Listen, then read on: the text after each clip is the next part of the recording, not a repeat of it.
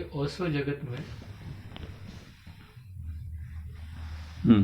ओशो के शरीर छोड़ने के बाद जो ये सन्यास की परंपरा चालू है, पता नहीं ओशो कह के गए थे कि भाई तुम ऐसा जारी रखना कि नहीं रखना या जो भी हो, तो ओशो ने बोला था कि मेरा शरीर छोड़ने के बाद भी मैं उपलब्ध रहूँगा। पर वो किनके लिए उपलब्ध रहेंगे? जो ओशो के जीते जी उनसे जुड़े थे उनके लिए, या जो ओशो के बाद जाने के बाद भी संन्यास उत्सव चल रहा है ये ले रहे उनके लिए? हाँ, ओशो उपलब्ध रहेंगे जब तक धंधेवाद मौजूद है, जब तक किताबें बिकती रहेंगी वो उपलब्ध रहेंगे। तो किसके लिए उपलब्ध रहेंगे? किसी के लिए। तो ये तो वो बुद्ध पुरुष मतलब क्या किसके लिए बोल के गई ये बात? वो क्या झूठ बोल के गए? उन्होंने कब ऐसा कहा मैं उपलब्ध रहूंगा? कि मैं अपने सन्यासियों के लिए उपलब्ध रहूंगा, ऐसा स्टेटमेंट कई जगह तो उनके सन्यासी कौन बने? जो है दुनिया जिनको जानते पैसे के हैं। सन्यासी। उन्होंने 20,000 घंटे जो बोला है ना, हाँ। वो इसीलिए बोला कि कोई सन्यासी हो जाए।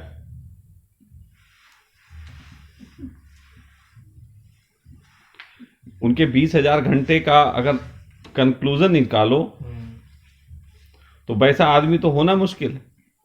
वैसे तो वो खुद थे, वो अपनी बातें बोल रहे थे अपने बारे में बता रहे थे। तुम्हें खाली बोली में अपने होने के सपने आ रहे थे वो अपने को तो उपलब्ध है ही।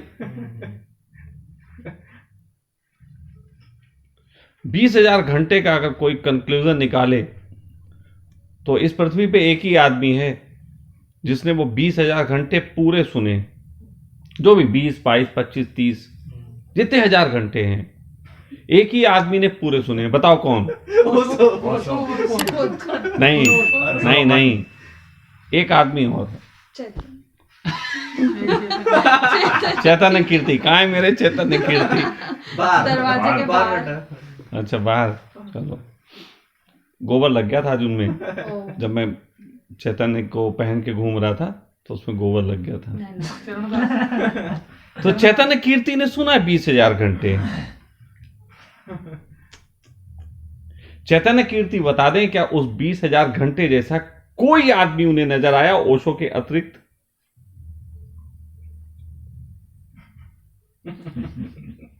जवाब है वो उसको उपलब्ध रहेंगे। वो सही कह गए, तुम्हारे लिए नहीं कहा था, किसी सन्यासी के लिए नहीं कहा था। मैं फिर कह रहा हूं, ओशो की सारी वाणियों को पढ़ने के बाद तुम नहीं कह सकते 20,000 घंटे के बाद कि कोई आदमी वैसा हो सकता है। टाइम ही नहीं बचेगा।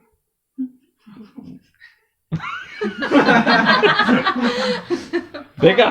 पॉइंट अब 20,000 घंटे सुनने के बाद किसी के पास टाइम बचेगा? इस जन्म में पूरा तो उसी में हो जाए। वो तो बकबक करते रहे।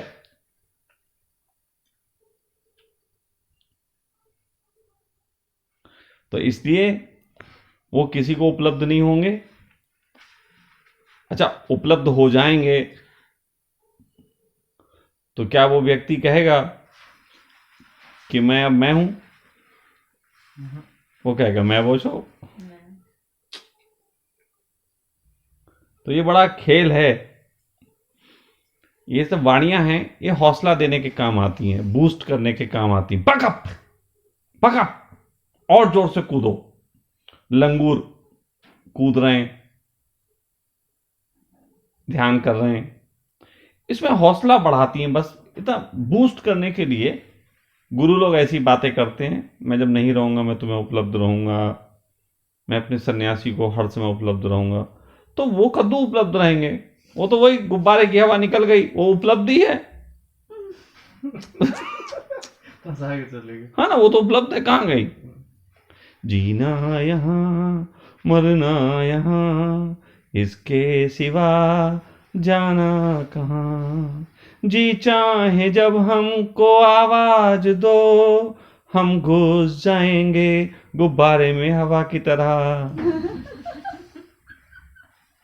बस इतना खेल। वो कहीं नहीं जाता, वो कहीं गया ही नहीं। और उसको जिस ढंग से लोग सोचते हैं, एक आई थी हमारे पास एक लेडी, वो कहती है, वो तो ओशो के फोटो के सामने खड़े होकर रोती थी कि हे प्रभु हमें इतनी तकलीफ है तुम्हें पता ही नहीं। ओशो को तो सब पता है। सोचो वो उनके सामने रो रही कि तुम कह गए थे कि तुम उपलब्ध हो गए, है ना, अब आज इतनी देर से मैंने चाय नहीं पी, अब तुम उपलब्ध होते तो चाय बना देते। उपलब्धि का करोगे क्या? ओशो उपलब्ध हो जाएंगे, उसका क्या करोगे? सोचो अभी ओशो आ गए, तुमने क्या कर लेना है? क्या नोच लेना है? टोपी भी छीन लोगे उनसे, घड़ी घड़ी उतार लोगे। हम, मैं तो सच बताऊं, घड़ी घड़ी मांग लूंगा, ये घड़ी दो, टोपी ओपी दो। मैं तो टोपी मांगूंगा। हाँ तुम टोपी मांगे, तुम्हारे लिए सही भी है। गाड़ी मांगेंगे। हैं? रोज रोज नहीं। नहीं, वो रोल्स रॉयस उनके नाम नहीं थी, तो मतलब कागज वागज नहीं थे। इसी कैसे में पकड़ लेंगे। कहने का मतलब ये है, तुम ओशो आ जाएंगे, तुम क्या लो हमसे? ऐसे ही गप्पे मारेंगे बैठ के। हैं? गप्पे मारनी हमसे मार लो, गप्पों का क्या? ऐसा क्या था गप्पों का? सत्संग तो का- कोई किसी के लिए उपलब्ध नहीं होता। हिम्मत मद्दा मद्दे खुदा। जो व्यक्ति हिम्मत होता है उसे परमात्मा का साथ उपलब्ध होता है। एक साहसी को सत्य उपलब्ध होता है, जिसको सत्य उपलब्ध हुआ उसे साहस उपलब्ध होता है।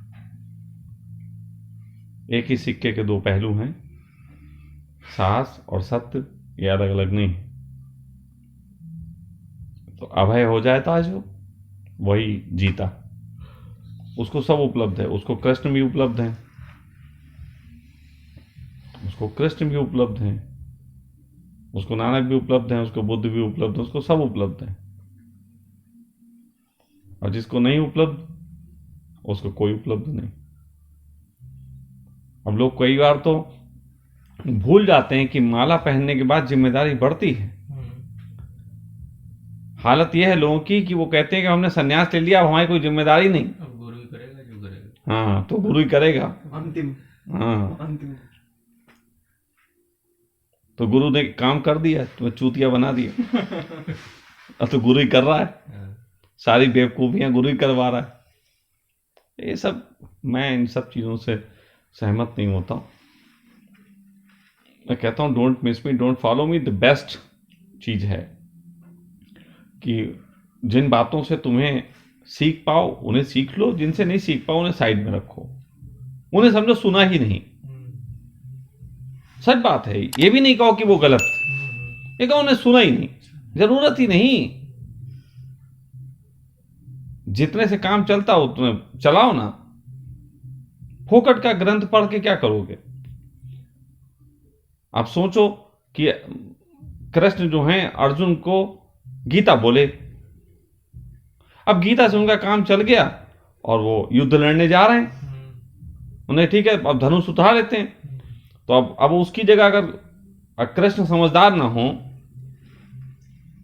तो कृष्ण ये कह रुक, अभी गीता सुनानी, तो गीता तो तुझे सुना दी, रामायण तो रही गई। फिर वो रामायण सुनता, फिर उसके बाद कहते हैं अभी रामायण तो तुझे सुना दी, रुक अभी उपनिषद भी बाकी हैं। उसका काम गीता से हो गया। तो सोचो Arjun I am so confuse, बच्चे की जान। लड़ू या ना लड़ू, फिर कंफ्यूज, फिर गीता शुरू होती। तो जो काम गीता से हो सकता है वो गीता से हो जान दो, जो रामायण से हो सकता है वो रामायण से हो जान दो, जो उपनिषद से हो सकता है वो उपनिषद से हो जान दो। सब कुछ चाटने की जरूरत क्या है? कंफ्यूजन क्रिएट होता है। फालतू का दुनिया जहान का लिए पड़े। दुनिया जहान का गप्पे मारने के लिए ठीक है, शाम को बैठे अपने 2 घंटे गप्पे मार लिए, दिव्या को अपने मसाला मिल गया, 4-6 वीडियो अपने बन गए, यूट्यूब से पैसे आ गए 1-2 लाख रुपए, बस इतना ही। हाँ, बोले दो तो कुछ लोग इससे प्रोत्साहित होंगे।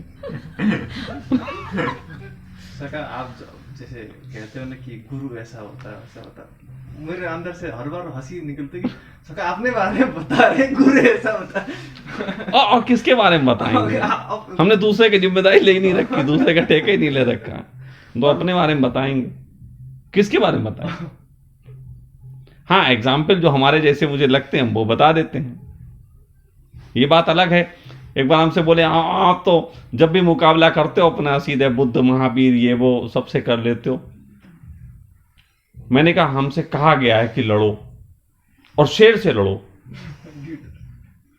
तो हमने शेर चुने और जितने शेर मैंने चुने सब सर्कस वाले, सब कहा नाखून है ही नहीं, ना जख्मी करेंगे ना कुछ।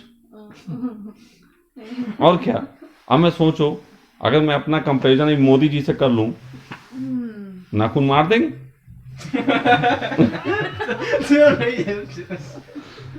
तो मैं उनसे कंपैरिजन नहीं करता, उनका विरोध करता हूं।